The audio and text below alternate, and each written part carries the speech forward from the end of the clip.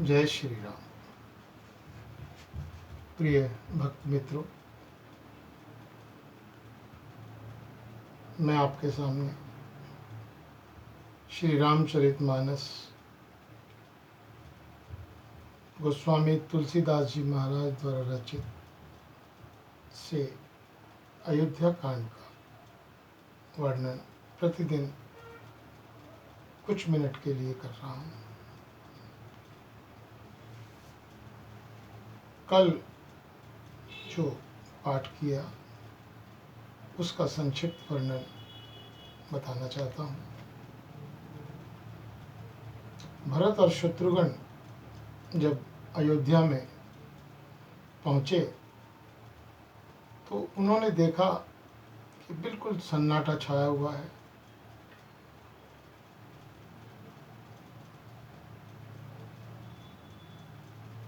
शेर इत्यादि जानवर भिन्न भिन्न वाणी में कौवे इत्यादि बोल रहे हैं। कुछ अपशगुन का उन्हें आभास हुआ। अयोध्यावासी उन्हें प्रणाम करके चुपचाप निकल जाते हैं। उन्हें ये पता लग गया कि शायद कुछ अनहोनी अयोध्या में घट गई है।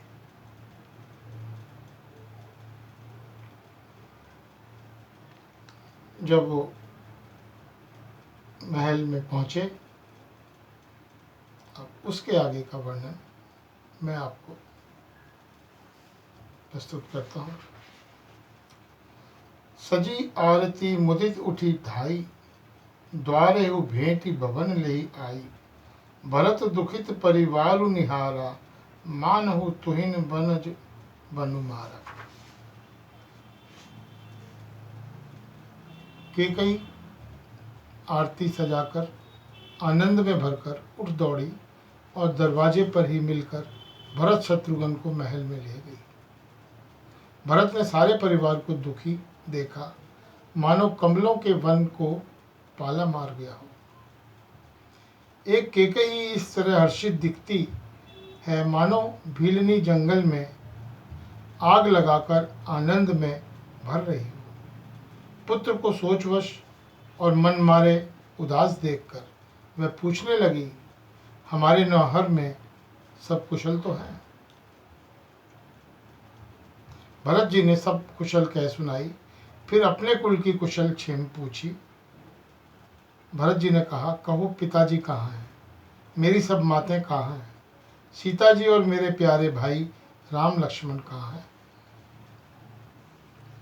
सुनि सुत वचन स्नेह कपट नीर भरे नैन, भरत श्रवण मन सूल सम पापिनी बोली बहन। पुत्र के स्नेह में वचन सुनकर नेत्रों में कपट का जल भरकर पापिनी कैकई भरत के कानों में और मन में शूल के समान चुभने वाले वचन बोली। हे तात, मैंने सारी बात बना ली थी। बेचारी मंत्रा सहायक हुई, पर विधाता ने बीच में जरा सा काम बिगाड़ दिया। वह यह कि राजा देवलोक को पधार गए। भरत यह सुनते ही विषाद के मारे बेहाल हो गए, मानो सिंह की गर्जना सुनकर हाथी सहम गया हो।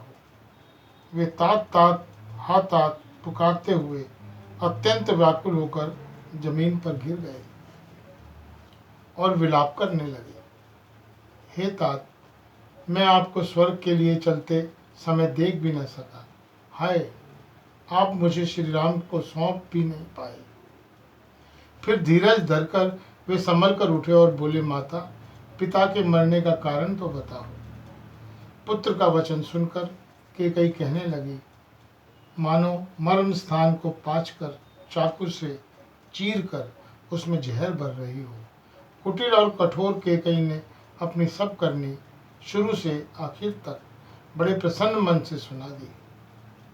श्री रामचंद्र जी का वन जाना सुनकर भरत जी को पिता मरण भूल गया और हृदय में इस सारे अनर्थ का कारण अपने को ही जानकर वे मौन होकर स्तंभित रह गए, अर्थात उनकी बोली बंद हो गई और वे सन्न रह गए।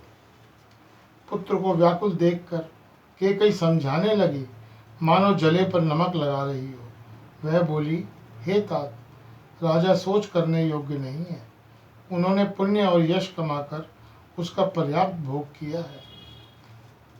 जीवत सकल जन्म फल पाए, अंत अमरपति सदन सिधाए। अस अनुमानी सोच परिहरु, सहित समाज राजपुर करू। जीवन काल में उन्होंने जन्म लेने से संपूर्ण फल पा लिए और अंत में वे इंद्रलोक को चले गए। ऐसा विचार कर सोच छोड़ दो और समाज सहित नगर राज्य करो। राजकुमार भरत जी सुनकर बहुत ही सहम गए, मानो पके घाव पर अंगार छू गया हो।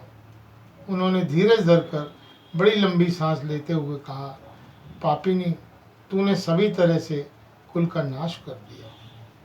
हाय, यदि तेरी ऐसी अत्यंत बुरी रुचि इच्छा थी तो तूने जन्मते ही मुझे मार क्यों नहीं डाला। तूने पेड़ को काटकर पत्ते को सींचा है और मछली के जीने के लिए पानी को उलीच डाला, अर्थात मेरा अहित करने जाकर उल्टा तूने मेरा अहित कर डाला। मुझे सूर्यवंश दशरथ जी सखे पिताजी और राम लक्ष्मण से भाई मिले, पर हे जननी, मुझे जन्म देने वाली माता तू हुई। क्या किया जाए, विधाता से कुछ भी वश नहीं चलता। अरे कुमति, जब तूने हृदय में यह बुरा विचार निश्चय ठाना, उसी समय तेरे हृदय के टुकड़े टुकड़े क्यों न हो गए। वरदान मांगते समय तेरे मन में कुछ भी पीड़ा नहीं हुई, कभी जीभ गल नहीं गई, तेरे मुंह में कीड़े नहीं पड़े। राजा ने तेरा विश्वास कैसे कर लिया। जान पड़ता है विधाता ने मरने के समय उनकी बुद्धि हर ली थी। स्त्रियों के हृदय की गति चाल विधाता भी नहीं जान सके। वह संपूर्ण कपट, पाप और अवगुणों की खान है।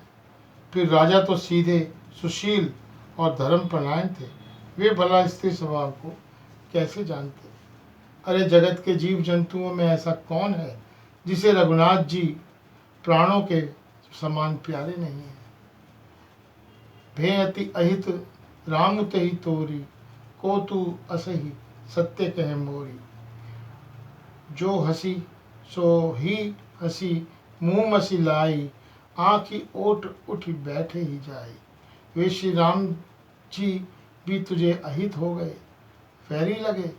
तू कौन है, तुझे सच सच कह, तू जो है सो है। अब मुंह में स्याही पोत कर, मुंह काला करके उठकर आंखों की ओट में जा बैठ। विधाता ने मुझे श्री रामचंद्र जी से विरोध करने वाले तेरे हृदय से उत्पन्न किया, अथवा विधाता ने मुझे हृदय से राम का विरोधी जाहिर कर दिया। मेरे बराबर दूसरा कौन है। मैं व्यर्थ ही तुझे कुछ कहता हूँ। माता की कुटिलता सुनकर शत्रुघ्न जी के अंग क्रोध से जल रहे हैं, पर कुछ वश नहीं चलता। उसी समय भांति भांति के कपड़े और गहनों से सजकर मंथरा वहां आ गई। उसे सजी देखकर लक्ष्मण के छोटे भाई शत्रुघ्न जी ने क्रोध में भर गए और मानो जलती हुई आग को घी की आहुति मिल गई हो। उन्होंने जोर से तक कर कुबड़ पर एक लात जमा दी। वह चिल्लाती हुई मुंह के बल जमीन पर गिर गई। उसका कुबड़ टूट गया, कपाट फूट गया, दांत टूट गए और मुंह से खून बहने लगा। वह कराहती हुई बोली, हाय देव, मैंने क्या बिगाड़ा जो भला करके बुरा फल पाया। जय श्री राम, जय श्री राम, जय श्री राम। आज के लिए केवल इतना, शेष कल।